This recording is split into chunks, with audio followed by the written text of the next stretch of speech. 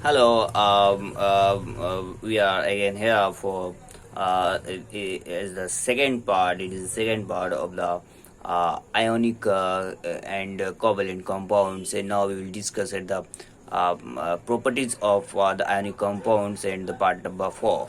Means properties number four the electrical conductivity के बारे में हम लोग जान रहे थे। इलेक्ट्रिकल कंडक्टिविटी मीन्स अगर हम लोग इस आयोनिक बॉन्ड को हम इलेक्ट्रिसिटी दे देंगे तो क्या होगा। नाउ अगर ये ठोस है, we know that it's normal temperature, it is solid and तो बिजली का नाकस मुसल होगा, means bad conductor. Okay, in the solid form it will be the bad conductor. Okay,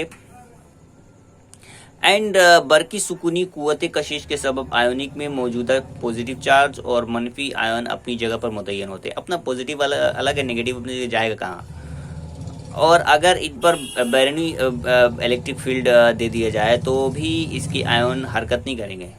okay, ठीक है। अच्छा, लेकिन ये सॉलिड में है, अपनी जगह पे हरकत कहाँ से करेंगे, हवा में थोड़ी जाएंगे। लेकिन अगर वही लिक्विड हो गया या फिर अगर जो है पिघली हुई हालत में हुई तो इलेक्ट्रोलाइट्स ये जो इलेक्ट्रोलाइट्स है वो गुड कंडक्टर हो जाता। मतलब कि सॉलिड फॉर्म में ये बैड कंडक्टर रहेगा, लेकिन जैसे लिक्विड फॉर्म में आएगा वो जो है गुड कंडक्टर हो जाएगा। क्यों? क्योंकि इसको आयंस को हरकत करने का एक मीडियम मिल रहा है जो इसमें नहीं मिल रहा था। इसमें मीडियम मिल रहा है, इस वजह से ट्रांसफर हो जाएगा और इलेक्ट्रिसिटी ट्रांसफर करेगा, एक जगह से दूसरी जगह जाएगा। यहाँ पर नहीं जा रहा है, इसका मतलब यह है कि अगर सॉलिड फॉर्म में रहेगा तो ये बिजली का नाक़िस मौसल है, मतलब बैड कंट्रोल ऑफ इलेक्ट्रिसिटी।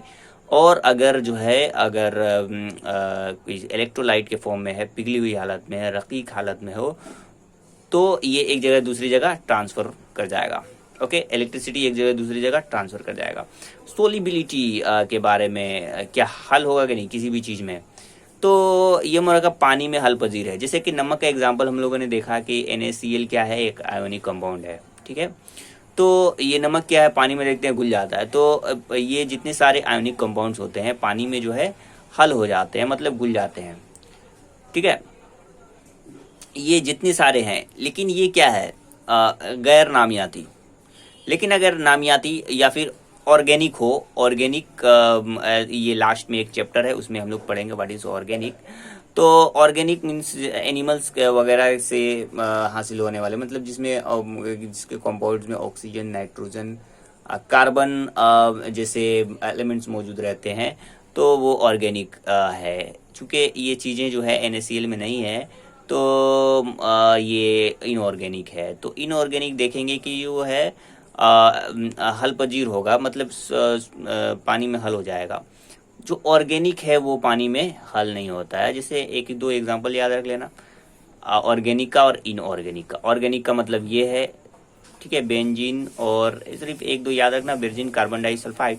और उसके बाद ये जो है जो इनऑर्गेनिक है वो NaCl याद रख लेना। और ये भी याद रख लेना कि ये जो है कौन गुड कंडक्टर है, कौन बैड कंडक्टर है। ओके ओके, इसके बाद जो है आयोनिक मुरक्कब क्या है कि ये क्या होता है कि इन लोगों का एक मुखालिफ चार्ज होता है, लाइक दैट ऑफ, जैसे मैंने कहा कि एक पॉजिटिव होता है दूसरा नेगेटिव होता है, दोनों कंबाइन हो जाते हैं, एक बॉन्ड बन जाता है, बॉन्ड से कंपाउंड बन जाता है, दैट इज ओके। इसको किसने डिस्कवर किया था, it is not important. Okay, ionic bond जैसे कि हेलियम है, न्यून है, आर्गन है, डिस्कवर ये सब जो है नोबल गैस है। ओके, नोबल गैस की जो डिस्कवरी हुई थी ये रिले और रैमसे ने किया था। 1892 में क्या हुआ, एक अंग्रेज साइंसदान जिनका नाम था रैमसे, हवा में मौजूद नाइट्रोजन गैस को अलग किया। हवा में जो है नाइट्रोजन गैस मौजूद है, अब हवा से नाइट्रोजन गैस को कैसे निकालें, ये भाई साहब इन लोगों ने किया। ठीक है, और तो इसको कुछ ज़्यादा कसाफत वाली नाइट्रोजन गैस, मतलब जिसका डेंसिटी बहुत ज़्यादा था, वो वहाँ से उनको नाइट्रोजन ऐसा मिला। तो और जिसका कसाफत आम तामुल के जरिए होने वाले नाइट्रोजन गैस से ज़्यादा थी। जैसे कि मैंने कहा कि उसकी कसाफत ज़्यादा थी। एक ऐसा नाइट्रोजन इन्होंने देखा कि ऐसा कैसे हो सकता है, एक नाइट्रोजन की कसाफत कुछ और है, दूसरा नाइट्रोजन की कसाफत कुछ और ऐसा कैसे हो सकता है। तो बड़ी एहतियात के साथ जो है तहकीक करने के बाद जो है इनको मालूम चला कि ये कसावत किस वजह से है। एक ऐसा गैस है जो कि रिएक्शन ही नहीं करता, हम लोग पता ही नहीं चलेगा कैसे रिएक्शन करेगा। इसे रिएक्शन करते तो पता चलता है रिएक्शन से। द मेजर फेनोमेना क्राइटेरिया हम लोग यूज करते हैं to identify the which chemicals they are which chemicals are it, तो ये हम लोग यूज करते हैं। और उसके बाद क्या है कि इससे मालूम होता है कि वो कौन सा गैस है। लेकिन जब कोई इनर्ट गैस होता है तो उससे समझ में नहीं आता है कौन सा गैस है, बिकॉज ये रिएक्शन नहीं करता है। तो वो जो ग्रेटर डेंसिटी वाला जो नाइट्रोजन मिला था, इस नाइट्रोजन में क्या था कि उसका जो डेंसिटी हाई था। तो ऐसा कभी पॉसिबल नहीं है कि दो गैस हो उसका डेंसिटी अलग अलग हो, लेकिन यहाँ पर दो गैस मिल रहा है, डेंसिटी अलग अलग है। इसका मतलब ये है कि वो उसके साथ कोई ऐसा गैस है जो रिएक्शन नहीं करता है। वो तो उसे फाइंड आउट किए आर्गन को, तो आर्गन को फाइंड आउट किए, उनका नाम था रैमसे 1892 में।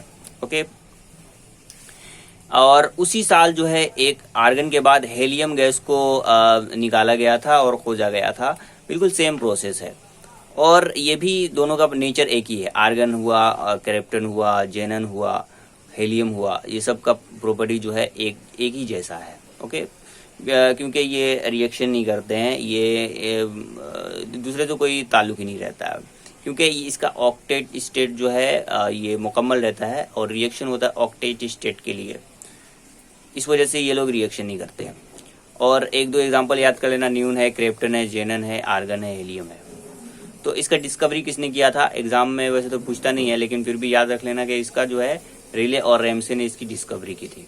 ओके, और बाकी जो है हम लोग नेक्स्ट वीडियो में हम लोग बात करेंगे कि कोसेल्स का प्रोपोजल क्या था आयोनिक बॉन्डिंग में।